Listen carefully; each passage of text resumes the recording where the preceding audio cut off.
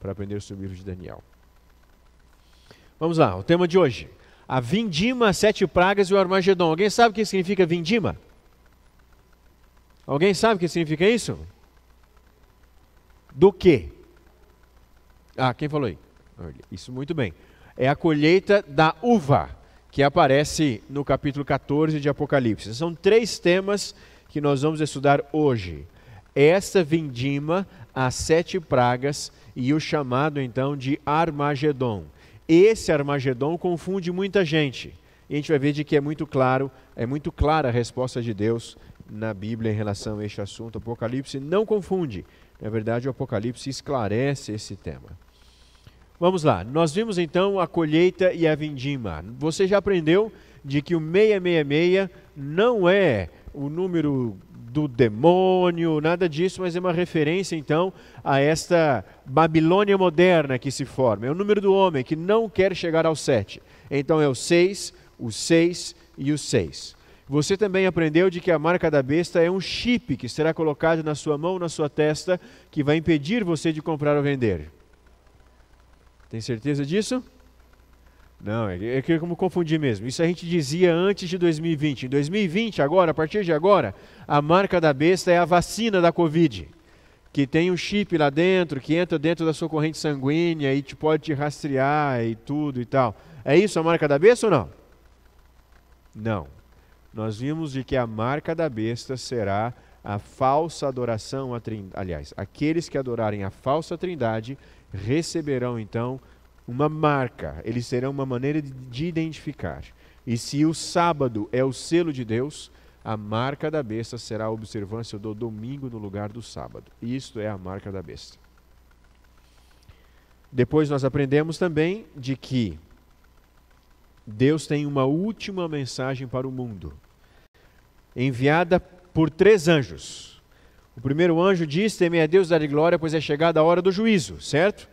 O segundo anjo diz: caiu a grande Babilônia. O segundo anjo proclama a queda espiritual, a decadência espiritual do cristianismo. E eu disse com todas as letras e repito: o cristianismo hoje está em apostasia. O cristianismo deixou a verdade de Deus. Não segue mais a Bíblia como deveria seguir. E isso é representado pela Babilônia. Essa é a queda de Babilônia. E há também a terceira mensagem angélica. A terceira mensagem angélica é uma advertência, dizendo: olha, se alguém adorar a besta, vai receber a marca da besta na palma da mão. Vai receber a marca da besta na testa. E quem receber a marca da besta será destruído. E aí termina a terceira mensagem angélica dizendo: aqui está a perseverança dos santos, os que guardam os mandamentos de Deus e a fé em Jesus. E aí terminamos assim ontem. Agora abra sua Bíblia no capítulo 14 de Apocalipse. Há uma quarta voz, não é um quarto anjo, há uma quarta voz. Eu vou só dizer brevemente o significado dessa quarta voz. Diz assim o verso 13, Apocalipse 14, verso 13. Essa quarta voz diz assim, olha: então olhei uma voz do céu dizendo: escreve, bem-aventurados os mortos que desde agora morrem no Senhor. Sim, o Espírito, diz o Espírito, para que descansem de suas fadigas, pois as suas obras os acompanham. O texto está dizendo de que bem-aventurados são os mortos que agora morrem no Senhor. Há 2 razões pelas quais esses mortos são abençoados, são felizes. 2 razões. A primeira delas, porque eles morrem no Senhor, ou seja, eles estão salvos. A segunda delas é porque eles não passam pela crise final. Eu me lembro quando eu era criança, e eu fui nascido e criado na cidade de Franca, uma grande metrópole. É grande mesmo, vocês estão tirando. Não é tão grande como Rio Preto, mas é uma cidade grande.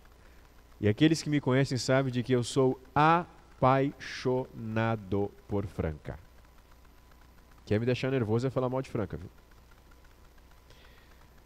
E eu me lembro que certa vez na Igreja Central de Franca, que foi a igreja que eu mais frequentei durante o meu período que eu morei lá, eu morei em Franca dos meus 0 anos até os meus 16 anos.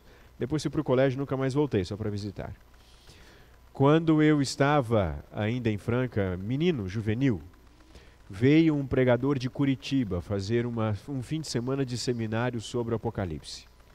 numa época que não tinha projetor gigante como esse, e a tecnologia era diferente. E eu me lembro que esse homem, ele pediu para que a sala dos jovens emprestasse uma lousa branca, aquela lousa branca de pincel, e ele colocou a lousa branca de um lado da plataforma, da frente assim, e do outro lado ele colocou assim um grande cartaz impresso com todas as datas e eventos do final dos tempos. E eu me lembro que aquilo gerou assim, a igreja estava cheia para ouvir e tal, foi no sábado à tarde o seminário dele. E lá pelas tantas ele disse o seguinte no seminário, de que Deus na sua misericórdia ia permitir que muitos morressem antes da perseguição final, antes da crise final, por misericórdia, porque essas pessoas não suportariam a crise final. E ele disse isso. E depois ele disse de praga e besta e tantas as coisas, e perseguição, e fugir para os montes, para fugir da cidade, e essas coisas todas e tal. E isso gera apreensão no coração da gente, né? Poxa, eu vou ter que sair da minha casa, ir para as montanhas, fugir, perseguição, decreto dominical, essas coisas todas. E eu me lembro nitidamente de que minha mãe ficou desesperada.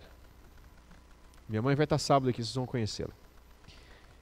Estava desesperada, ela entrou no carro, ela entrou no banco da frente, meu pai no motorista, eu num canto, meu irmão no outro. Ela respirou fundo e disse assim: eu não vou aguentar.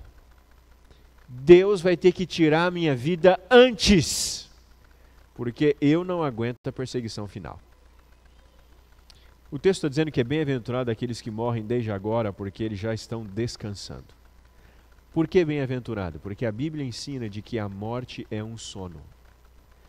Qualquer ensino que diga que quando a pessoa morre ela vai para o inferno, ou que quando a pessoa morre ela está no céu, ou que a alma é imortal, ou que o espírito é imortal, qualquer ensino deste está contrariando a Bíblia. Porque lá em Eclesiastes capítulo 9, verso 5, diz que o morto não sabe de nada. Eclesiastes capítulo 9, verso 10, lá diz de que quando o morto morre, perecem com eles os seus sonhos e objetivos. E aí dá um conselho: tudo que você tiver que fazer, faça-o conforme as suas forças, porque por além para onde você vai, você não pode fazer mais nada. Então qualquer ensino de purgatório, inferno, céu, ou vida após a morte, ou morreu, está no céu, ou virou uma estrelinha no céu, não é bíblica. Tudo isso é filosofia grega que entrou para dentro da igreja. Eu disse isso para vocês quando a gente estudou sobre as igrejas do Apocalipse, quando a gente estudou sobre a igreja de Filadélfia. Eu disse para vocês, Tiatira. Eu disse para vocês de que a igreja cristã naquela época tinha se apostatado e que houve uma união entre o catolicismo da época e a filosofia grega. A mesma coisa aconteceu também no período do quarto selo, do cavalo amarelo. Foi o período que a igreja entrou em apostasia, que houve uma união entre a igreja e o mundo. E esse mundo era especialmente as filosofias de Platão e Aristóteles. Essa ideia de que o corpo morre, mas a alma vive, não é bíblica. Essa é uma ideia que surgiu com a filosofia grega, especialmente com Platão. Por isso a Bíblia está dizendo, é bem-aventurado aqueles que morrem desde agora, porque eles estão dormindo. Vamos ao verso 14 agora. Vamos então à colheita e à vindima. Verso 14. Olhei e eis uma nuvem branca, sentado sobre a nuvem, um semelhante ao Filho do Homem. O Filho do Homem é um título para Jesus que aparece no livro de Daniel. E Jesus utiliza esse título para si mesmo. E sempre é o contrário. Toda vez que a Bíblia usa a expressão Filho do Homem, se refere à divindade de Cristo. E toda vez que a Bíblia fala Filho de Deus, se refere à humanidade de Cristo. É o contrário.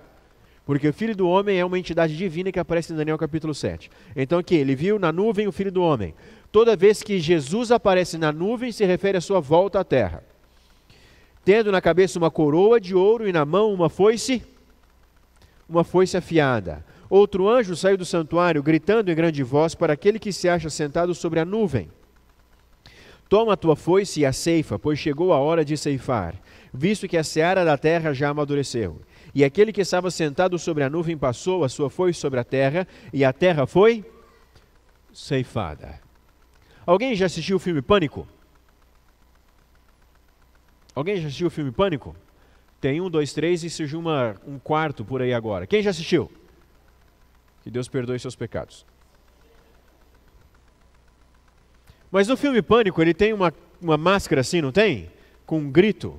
E ele usa o que na mão? Uma foice, não é? Eu assisti, Deus já me perdoa dos meus pecados. Eu não assisti esse último não, mas quando era adolescente eu assisti o filme Pânico. Morria de medo. Era um primo mais velho, maldito, que me fazia assistir essas coisas.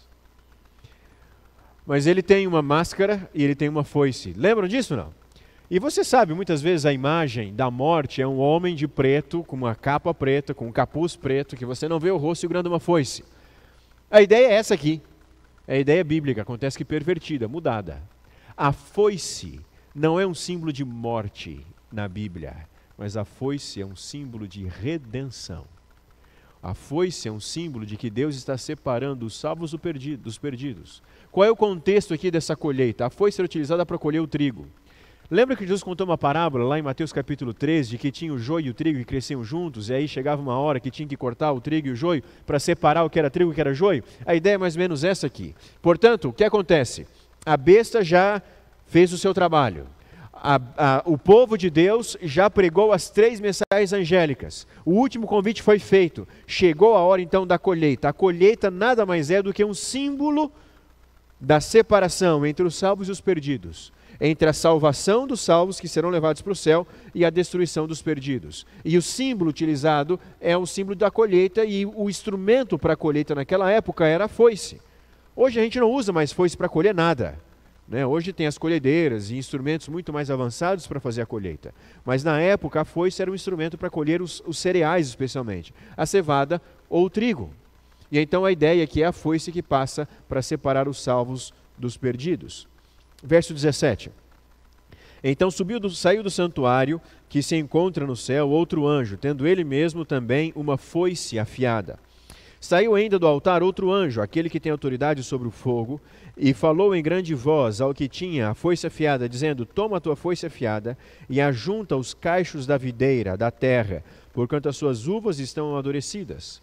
Então o anjo passou a sua foice na terra e vindimou a videira da terra, e lançou-a no grande lagar da cólera de Deus. E o lagar foi pisado fora da cidade, e correu sangue do lagar até os freios do cavalo, numa extensão de 1.600 estádios. Como entender então essa vindimo, essa colheita aqui da uva? Primeiro é a colheita de cereais, depois ele continua dizendo, olha, o outro anjo diz, pega outra foice e agora você vai colher as uvas. A foice que eles utilizavam era uma mais ou menos como essa aqui, era uma foice de mão, que era fácil de colher as uvas. E ela tem a forma curva porque ela é fácil de cortar, é mais fácil do que um facão, ela é mais eficiente para cortar. Então o anjo diz, olha, vai e passe e separe as uvas, e você vai pisar essas uvas, e vai ter tanta uva, que o suco, que aqui é o sangue, vai ser da altura do freio de um cavalo. Ou seja, o lagar ficaria cheio, é uma cena terrível, pesada aqui. Essa ideia aqui, ela aparece em primeiro lugar em Joel. Joel capítulo 3, verso 13 diz o seguinte, olha, lançai a foice, porque está madura a seara. Vinde, pisai, porque o lagar está cheio, e os seus compartimentos transbordam, porquanto a sua malícia é grande. O mundo, gente, não vai melhorar. O mundo não vai ficar mais santo. O mundo não vai ficar mais semelhante a Deus. O mundo não vai ser mais próximo de Jesus. O mundo vai piorar. O mundo vai se degradar. Isso moralmente, especialmente falando. Portanto, a malícia, a maldade que Joel profetizou seria ainda muito maior no tempo do Apocalipse que no tempo dele. E Joel era um profeta que falou muito sobre a destruição, sobre o dia do juízo, sobre o final de todas as coisas. Então o texto nos diz aqui de que chegou o tempo do juízo e a colheita é o juízo. A ideia então do lagar, o lagar era o lugar onde a uva era pisada para fazer o suco de uva e depois isso fermentava, era guardado, fermentava e virava o vinho. Isso aqui é uma hipérbole. Sabe o que é uma hipérbole? Sabe o que é uma hipérbole, não? Alguém lembra de português, não? A hipérbole é uma figura de linguagem que representa exagero. Vou dizer para você, a última coisa que eu comi foi no almoço, não jantei. Eu estou morrendo de fome.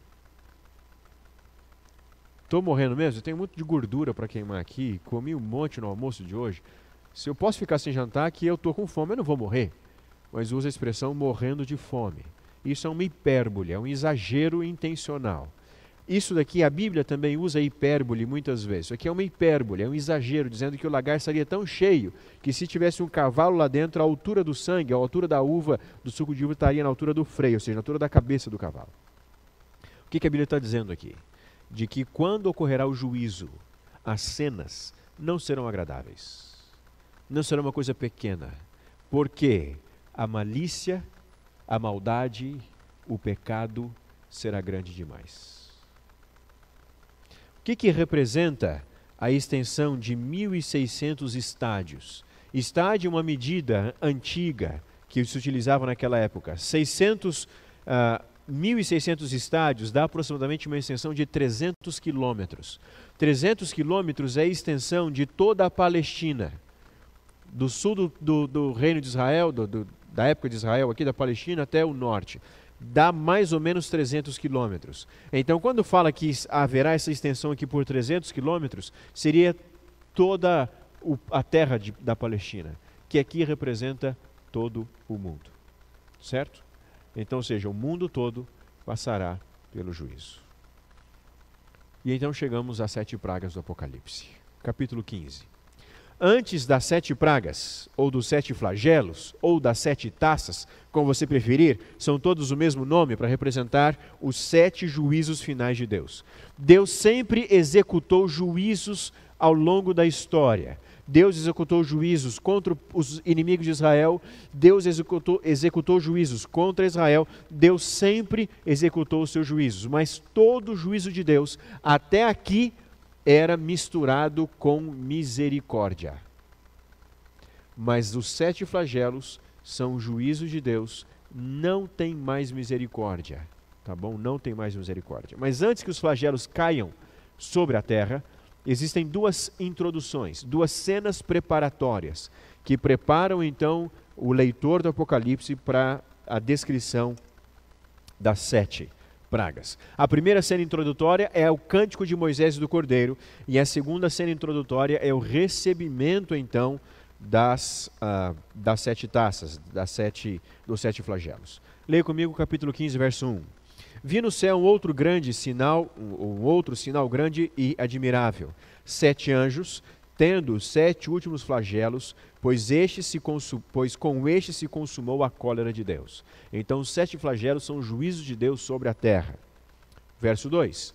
Vi como que um mar de vidro mesclado de fogo, e os vencedores da besta e da sua imagem, do número do seu nome, que se acham em pé no mar de vidro, tendo harpas de Deus, entoavam o cântico de Moisés, o servo de Deus, o cântico do Cordeiro, dizendo: grandes e admiráveis são as tuas obras, Senhor Deus, Deus Todo-Poderoso.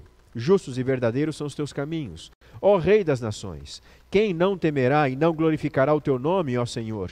Pois tu és santo. Por isso todas as nações virão e adorarão diante de ti, porque os teus atos de justiça se fizeram manifestos. Esse é o cântico de Moisés e do Cordeiro.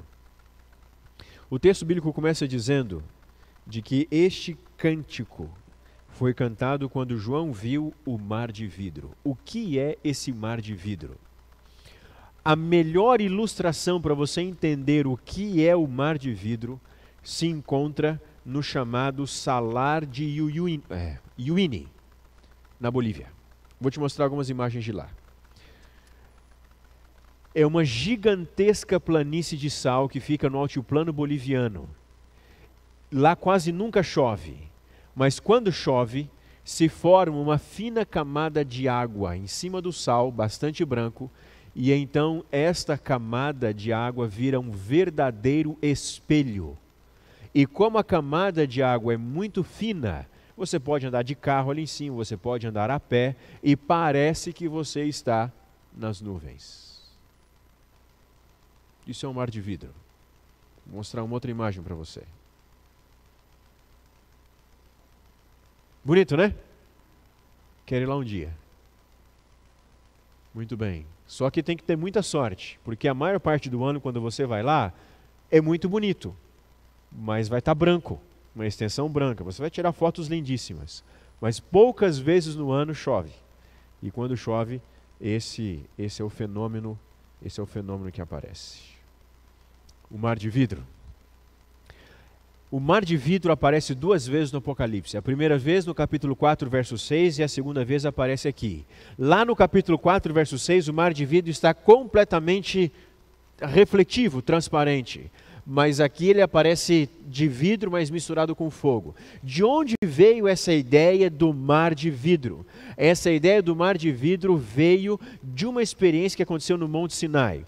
Deixa marcado aí no capítulo 15 de Apocalipse e vai comigo lá no capítulo 24 de Êxodo. Êxodo capítulo 24, verso 10. Segundo livro da Bíblia, Êxodo capítulo 24, verso 10. Aqui a experiência é de que Moisés e os sacerdotes subiram no Monte Sinai e eles viram um pouquinho da glória de Deus. E olha o que acontece. Êxodo 24, verso 10. E viram o Deus de Israel, sobre cujos pés havia uma como pavimentação de pedra de safira, que se parecia como o céu na sua claridade. Olha a experiência. Quando Moisés e Arão subiram, e também os filhos de Arão subiram ali, Deus estava no alto do Monte Sinai, e onde Deus colocava o pé... Alguém que já foi no Monte Sinai, não? Ah, o Eli já foi, já me contou, verdade. Lá é tudo pedra, né? Uma pedra marrom, escura. A experiência bíblica diz aqui, olha, que quando Deus colocava o pé, a pedra rústica virava um chão polido de safira, de pedra preciosa polida.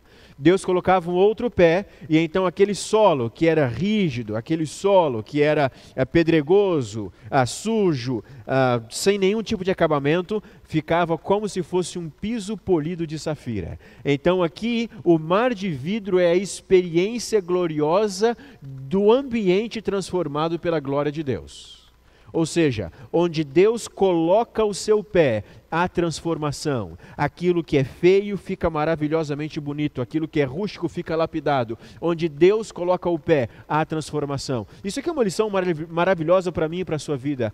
Toda vez que Deus entra em nossa vida, há transformação, há mudança. Porque onde Deus entra, aquilo que é feio fica belo, aquilo que é tumultuado fica em paz, aquilo que é complicado se resolve, aquilo que te perturba é resolvido. Toda vez que Deus entra em nossa vida, toda vez que eu vou diante da glória de Deus, algo de bom acontece comigo.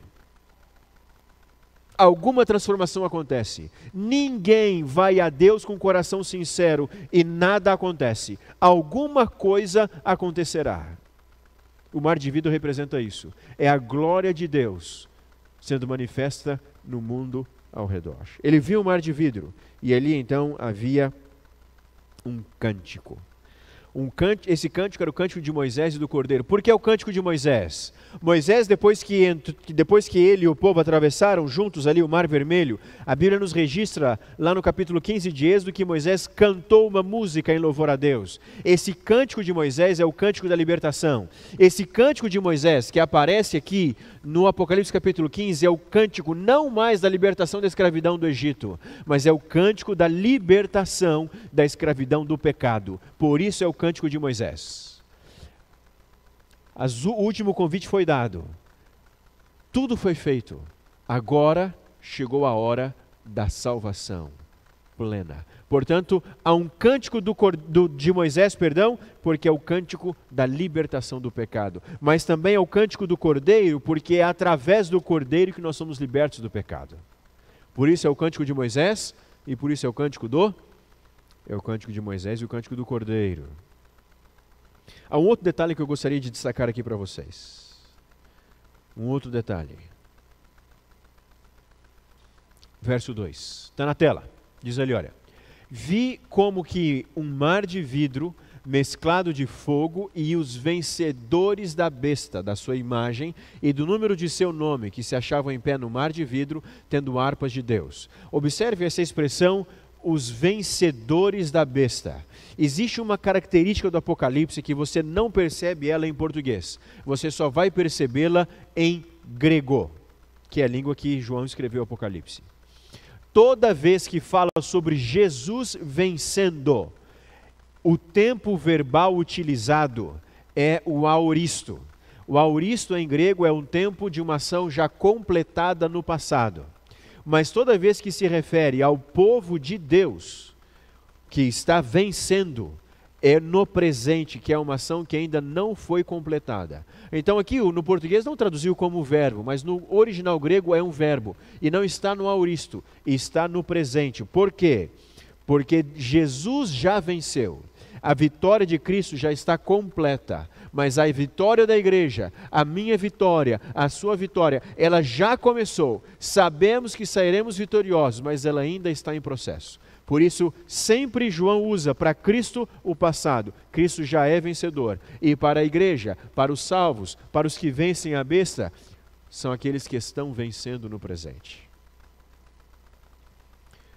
Mas é só porque Cristo venceu que nós estamos vencendo. A vitória de Cristo precede a minha e a sua vitória também.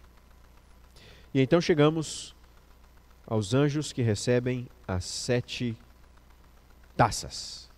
Leia o verso 5. Depois dessas coisas, olhei e abriu-se no céu o santuário do tabernáculo do testemunho. E os 7 anjos que tinham 7 flagelos saíram do santuário, vestidos de linho puro e resplandecente, e cingidos ao peito com cintas de ouro. E então um dos 4 seres viventes deu aos 7 anjos 7 taças de ouro, cheias da cólera de Deus, que vive pelos séculos dos séculos. O santuário se encheu de fumaça, procedente da glória de Deus e o seu poder, e ninguém podia penetrar no santuário enquanto não se cumprissem os 7 flagelos dos 7 anjos. Portanto, depois de ver o cântico do Cordeiro, interessante, o cântico da vitória acontece antes da vitória. Você já jogou bola alguma vez e o seu time estava ganhando, disparado, e vocês começaram a cantar vitória, e houve uma grande reviravolta, uma virada extraordinária e seu time perdeu? Já aconteceu isso com você alguma vez, não? Já aconteceu inúmeras vezes comigo. Eu não jogo bola, mas jogo vôlei, basquete, essas coisas assim. Futebol não sei jogar. Mas algumas vezes era assim. Como, por exemplo, na final do Paulista. Alguém é São Paulino aí, não? Eu só lamento por vocês. Alguém acompanha futebol aí, não? O São Paulo ganhou do Palmeiras de quanto no primeiro jogo? 3-1, né? E aí, toda a minha família é palmeirense. Toda. Meu filho, se for menino ou menina, é palmeirense. A Suelen, coitada, nisso não tem escolha. Ela pode escolher outras coisas, mas nisso não. Mas a minha família toda é descendente de italianos. E meu avô, o patriarca da família, descendente de italiano, todos tinham que ser torcedores do Palestra Itália, do Palmeiras. Todos os meus primos são palmeirenses. E vários agregados que se casaram com minhas primas também são palmeirenses. Eu tenho um tio que é São Paulino. E a gente tem um grupo de exercício físico que a gente faz, assim, que a gente brinca, conta, quando um sai para correr e tal. E aí, o grupo chama Fitaço, porque são os taços fitness. E aí, esse tio São Paulino estava lá. Quando o Palmeiras perdeu de 3-1, o que aconteceu? Começou a jogar um monte de figurinha, e porco, não sei o que lá. Na semana seguinte, o que aconteceu? Ou não sei se foi na semana seguinte ou no outro, não me lembro. Eu não assisto futebol, não sou muito fã. Mas o que aconteceu? Quanto o Palmeiras ganhou? 4-0.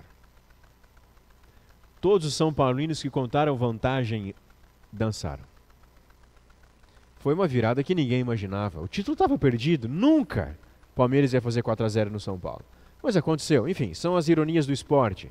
Mas a ideia aqui é cantar vitória antes da vitória. Os salvos aqui cantam a vitória antes da vitória. Eles estão cantando o hino do Cordeiro, o cântico do Cordeiro, o cântico de Moisés. Jesus nem voltou na terra ainda e o cântico eles já estão cantando. Sabe por quê? Porque a vitória está garantida. Não é possível ter uma reviravolta. Não haverá 4-0.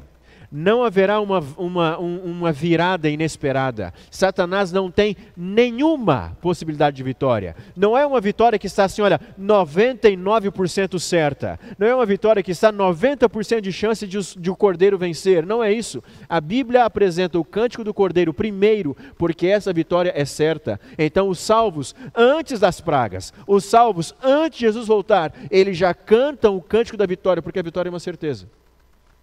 Não tem possibilidade de erro. Não é possível dar errado, porque a vitória já está garantida. O texto continua, afirmando então de que esses anjos recebem as 7 taças e quando eles vêm para a terra, o santuário se enche de fumaça. Você vai se lembrar, no sábado à noite nós estudamos sobre as 7 visões do Apocalipse que são introduzidas, cada uma delas por uma cena de vitória com elementos do santuário celestial.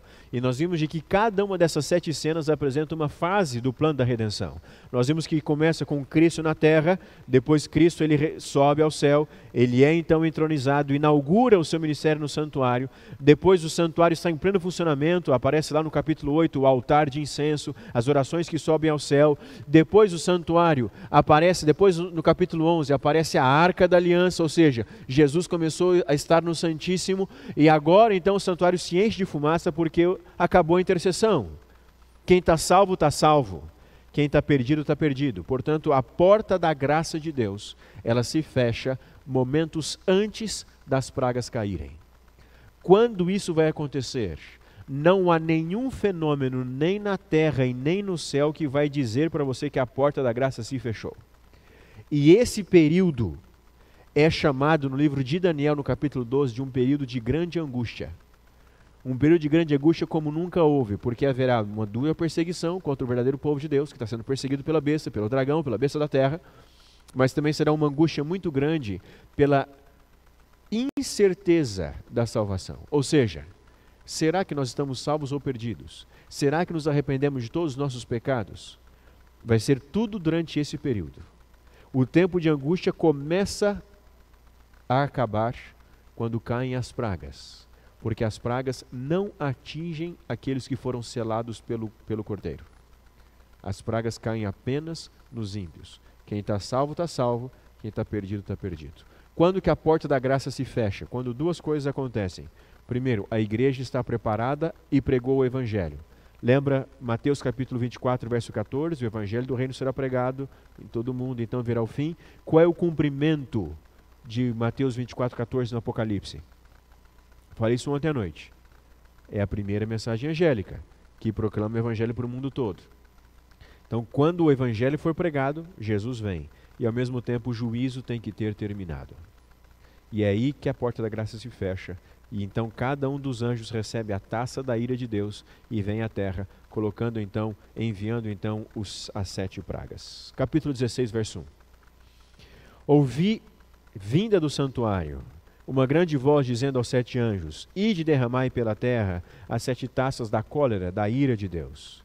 Saiu, pois, o primeiro anjo e derramou a sua taça pela terra, e os homens portadores da marca da besta e adoradores da sua imagem sobrevieram úlceras malignas e perniciosas. Algumas coisas que temos que aprender sobre as pragas. A primeira delas, muitas delas mesclam linguagem simbólica e literal, mas as pragas são literais, ou seja, serão úlceras mesmo, tá bom?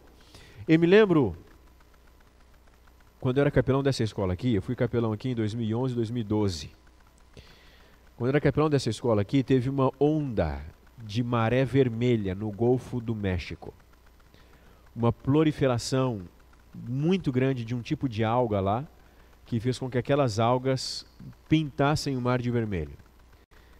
E aí vários alunos evangélicos vinham me perguntando: pastor, começaram a cair as pragas do Apocalipse, o mar virou em sangue. Não. Primeiro que não aconteceu nada que o Apocalipse profetizou aqui antes.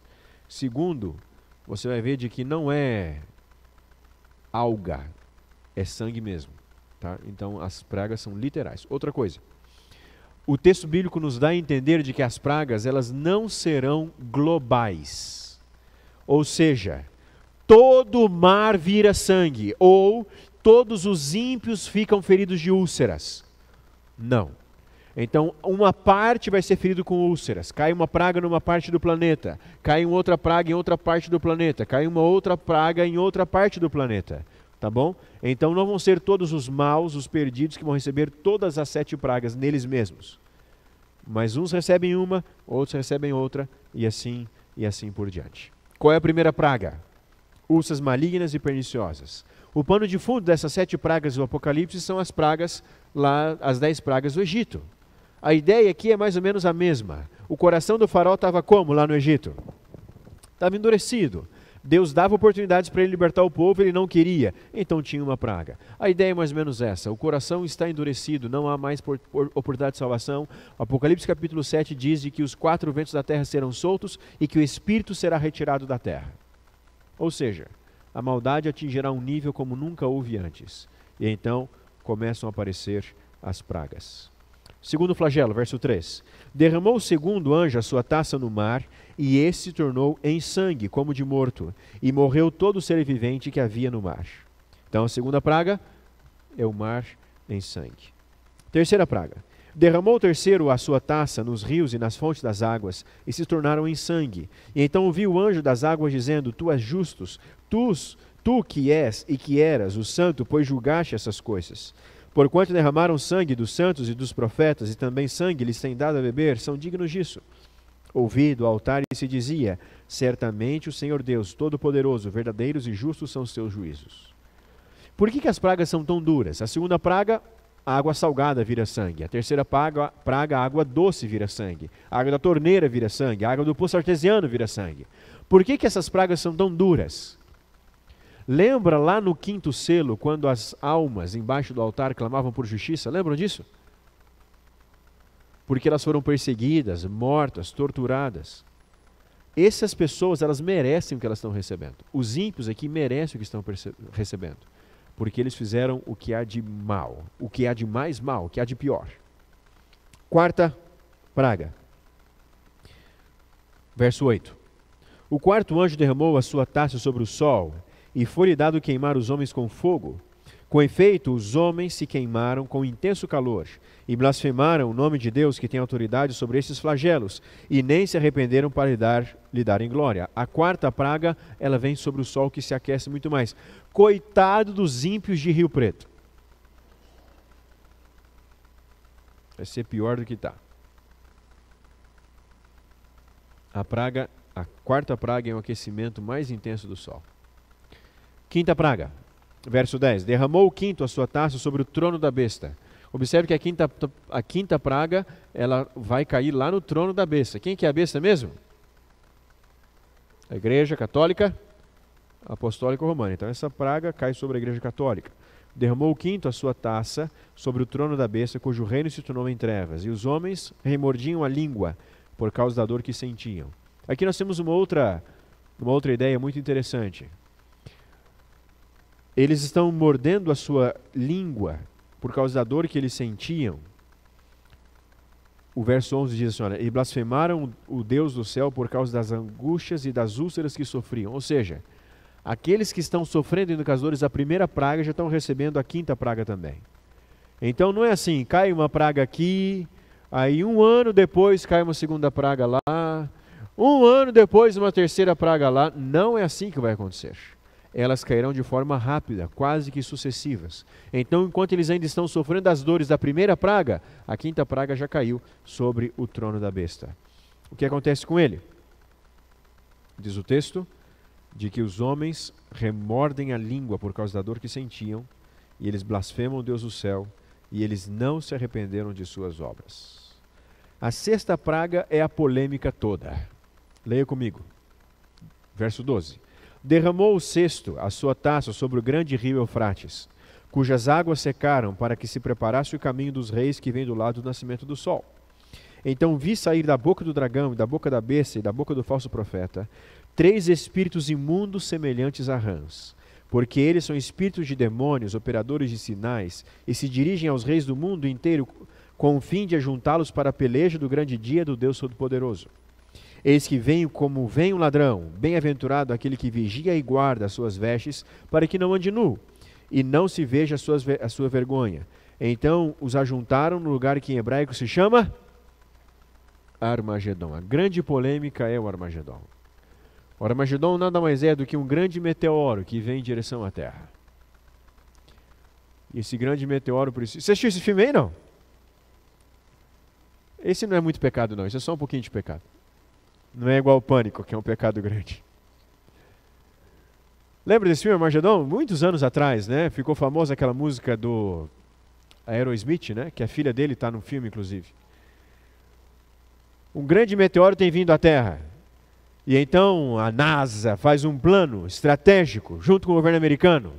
Eles tinham que ir até então aquele meteoro, instalar mísseis ali, bombas, para que explodisse então o meteoro e fosse metade para cá e metade para lá e dessem a volta na Terra. Nunca que ia dar certo isso, mas dá no filme, né?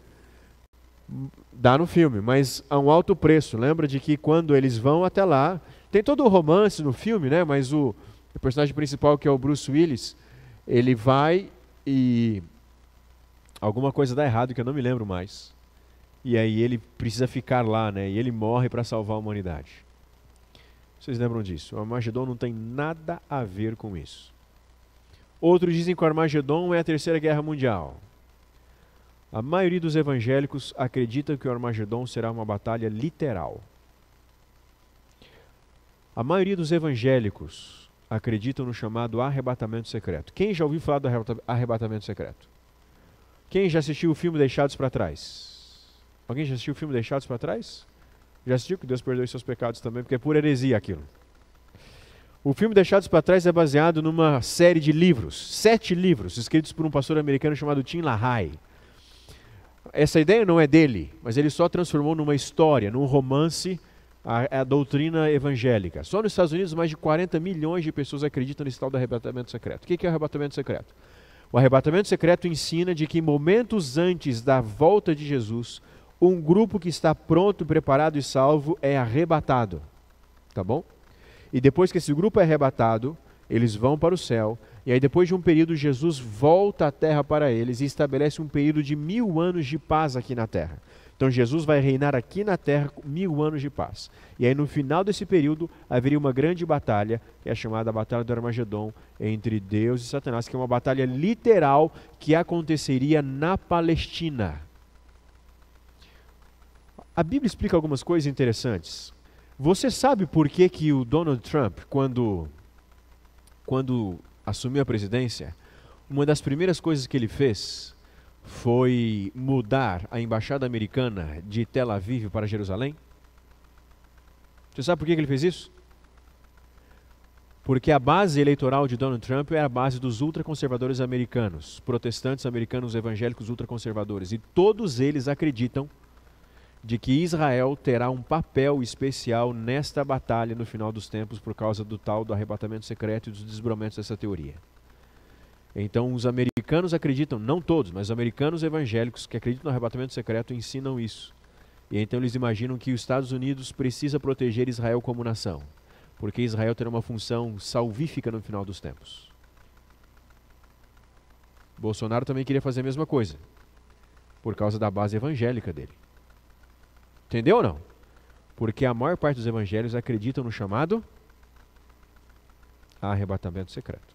E a nação de Israel tem uma função, porque eles acreditam que o Armagedon vai acontecer no Estado de Israel, nas terras da Palestina. Entenderam ou não? Você vê que a religião explica muita coisa, mais do que a gente imagina. O que significa o Armagedon? A palavra Armagedon aparece só nessa vez na Bíblia, não aparece em nenhum outro lugar da Bíblia, só aqui. E a palavra Armagedon diz o texto aqui, olha, que é uma palavra de origem hebraica. O Novo Testamento, o Apocalipse, foi escrito em que língua mesmo? Que língua foi escrita? Em grego, mas o Armagedon é uma palavra hebraica, que significa nada mais do que montanha de Megido. Har significa monte ou montanha, e Megido é um lugar da Palestina. Armagedon é o lugar da montanha de Megido. E a região de Megido tem um monte ali muito importante, chamado Monte Carmelo.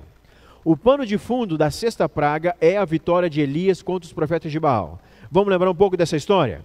Elias, então, ele chama ao rei Acabe, a Jezabel, e faz um embate. uma luta entre o verdadeiro Deus e o falso Deus de Israel. O verdadeiro Deus é Yahvé, Jeová, e o falso Deus era Baal. E então Elias sobe juntamente no alto do Monte Carmelo, e ali então tem 450 profetas de Baal e Elias. Cada um deles monta um altar. E então Elias diz: aquele que fizer descer fogo do céu é o Deus verdadeiro. E então os profetas de Baal ficam ali se cortando e tal, chorando e dançando o dia inteiro, não cai fogo do céu. Elias então monta o seu altar, faz um buraco ao redor desse altar, faz com que a água seja derramada no altar, ele ora e desce fogo do céu. E então a nação de Israel vai e mata os profetas de Baal, porque Elias demonstrou de que Yahvé, Jeová, era o Deus verdadeiro. É o mesmo pano de fundo aqui da história.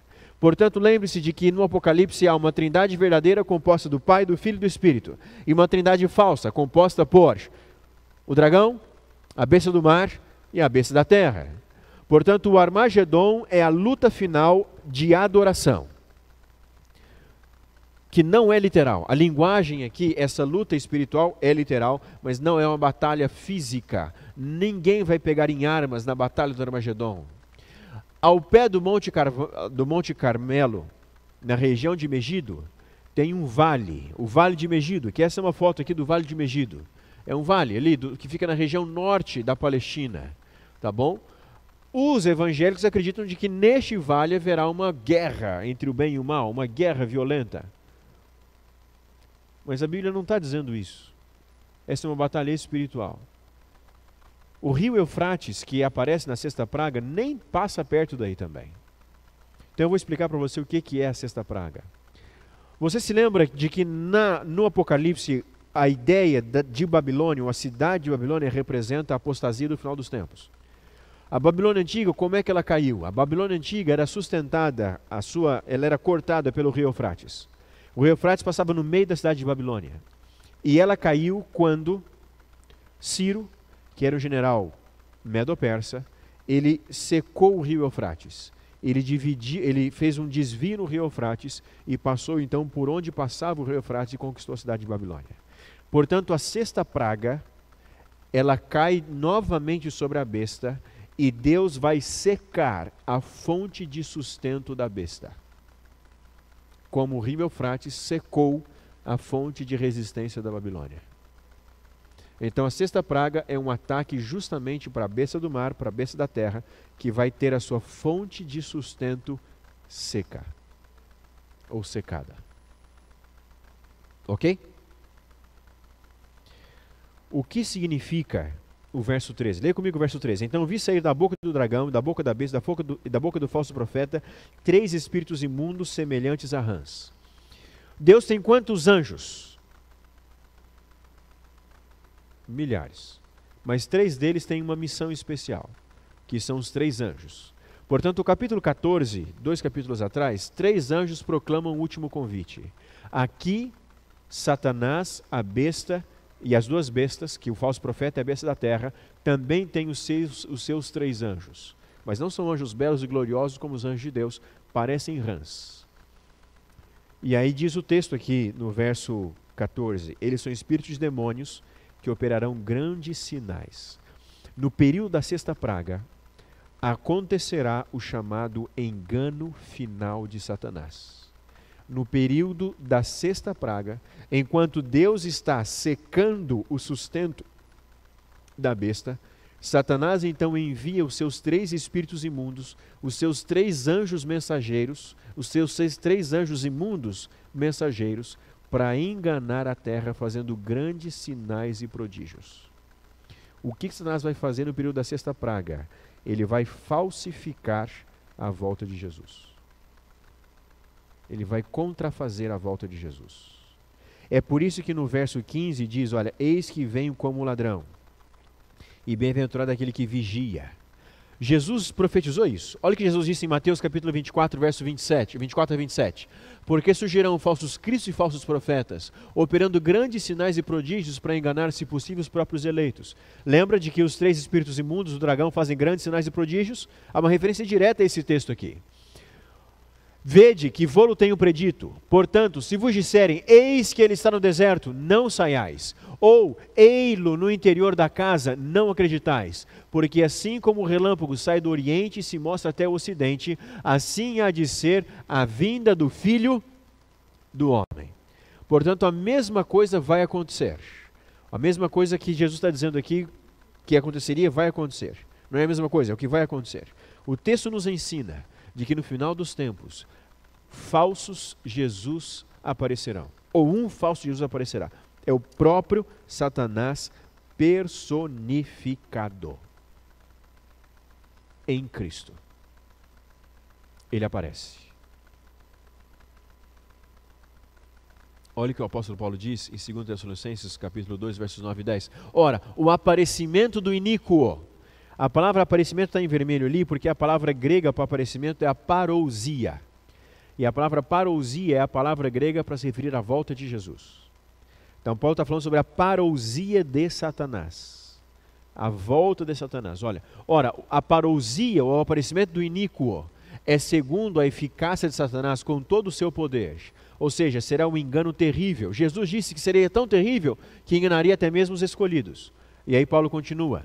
Com todo o poder e sinais e prodígios de mentira, e com todo o engano da injustiça, e aos que perecem, porque não acolheram o amor da verdade para serem salvos. Portanto, no tempo da sexta praga, haverá uma falsificação da volta de Jesus. Satanás vai aparecer na forma de Cristo, com a voz de Cristo, com o jeito de Cristo, até com parte dos ensinos de Cristo. Uma coisa ele não vai conseguir falsificar, que é o que Jesus disse. Todo olho verá. Isso Satanás não vai conseguir falsificar. Por isso a recomendação para os salvos aqui na sexta praga, no sexto flagelo é: cuidado, eu venho como ladrão, mas bem-aventurado aqueles que estão vigiando, porque os que estarão salvos vigiando não se enganarão pela artimanha final, pelo engano final de Satanás. Não serão enganados pela falsificação da parousia. Não serão enganados por Satanás que aparece como o próprio Cristo. Deu para entender?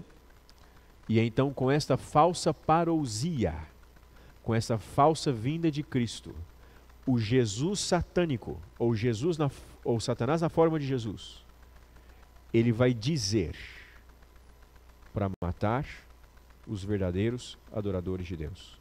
E então a perseguição vai se intensificar absurdamente no período da sexta praga. Por isso aqui é o Armagedon, é a batalha final entre os que adorarão a Deus e entre aqueles que adorarão a Babilônia, ou a besta. Sétimo flagelo. Então derramou o sétimo anjo a sua taça pelo ar e saiu grande voz do santuário, do lado do trono, dizendo: feito está. E sobrevieram relâmpagos, vozes e trovões, e ocorreu grande terremoto, como nunca houve, igual desde que há sobre a terra. E tal foi o terremoto, forte e grande. E a grande cidade se dividiu em 3 partes, e caíram as cidades das nações. E lembrou-se de Deus, da grande Babilônia, para dar-lhe o cálice do vinho do furor da sua ira. E todas as ilhas fugiram, e os montes não foram achados. Também desabou do céu sobre os homens grande saravada, com pedras que pesavam cerca de 1 talento. Por causa do flagelo da chuva de pedras, os homens blasfemaram de Deus, porquanto o seu flagelo era sobremodo grande. A sétima praga descreve um terremoto gigantesco, que abalará o mundo e abalará especialmente o lugar da besta. Mas também acontecerá uma grande chuva de pedras, com pedras que pesam cerca de 1 talento. Sabe quanto que pesa 1 talento? Exatamente 30 quilos. 30 quilos. Pedras, chuva de granizo. Você já tomou uma chuva de granizo com chuva grande assim, não? Uma pedra grande assim, que estraga tudo o carro, a gente fica desesperado. Sérgio. Já teve aqui em São Paulo chuva de granizo com pedras desse tamanho aqui, saiu no jornal que eu vi.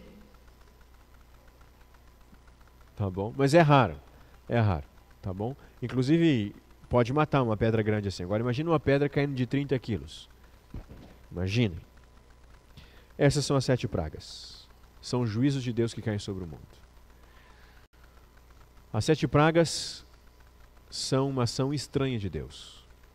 Em Isaías capítulo 28 diz de que Deus executar os seus juízos é um sinal estranho. É uma atitude estranha, porque Deus não criou para não existe para destruir. Ele cria, ele não destrói. Mas essa será a consequência do pecado. Só há um jeito de não sofrer as 7 últimas pragas. O Apocalipse 18, verso 4 nos diz: ouvi outra voz do céu dizendo: retirai-vos dela, povo meu. Retirai-vos de onde? De Babilônia, para não serdes cúmplices de seus pecados e para não participardes de seus flagelos. Jesus disse assim: olha, conhecereis a verdade vos libertará. Jesus que disse isso. Quando você conhece a verdade muda a sua perspectiva. Até aqui você poderia fazer parte de Babilônia sem saber. Você guardava o domingo no lugar do sábado sem saber. Você talvez venerava imagens ou santos sem saber. Mas você está conhecendo a verdade. E ao conhecer a verdade, Deus te faz um convite: saia de Babilônia. Porque se você continuar em Babilônia, você vai receber as condenações. Você vai ser cúmplice de seus pecados.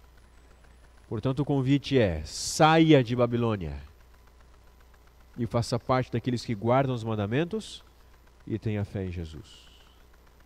Retirai-vos dela, povo meu. A minha pergunta nessa noite é se há alguém que ainda está em Babilônia e que precisa sair de lá para estar entre aqueles que não receberão as pragas. Se há alguém que ainda está em Babilônia, ouça o convite, ouça o chamado. Saia dela enquanto é tempo, para que você não receba os flagelos. Eu vou orar por você, para que Deus te dê força e sabedoria para que você possa fazer as escolhas certas. Sair de Babilônia não é fácil, porque você cresceu lá muitas vezes, você aprendeu coisas, você experimentou muitas coisas boas ali. O pior engano é aquele engano que parece verdade. E esse é o engano de Babilônia. Mas Deus está te chamando. Você está conhecendo a verdade. Saia de Babilônia. Posso orar por você? Fique em pé e vamos orar. Amanhã é o tema do verdadeiro povo de Deus no Apocalipse. Você não pode perder, tá bom? E sábado de manhã também não. Vai ser sobre a volta de Jesus, os 1000 anos e a Nova Jerusalém. Feche seus olhos. Bondoso Deus e Pai, obrigado, Senhor, porque a Tua verdade é revelada a nós e pela Tua verdade nós somos libertos. Senhor,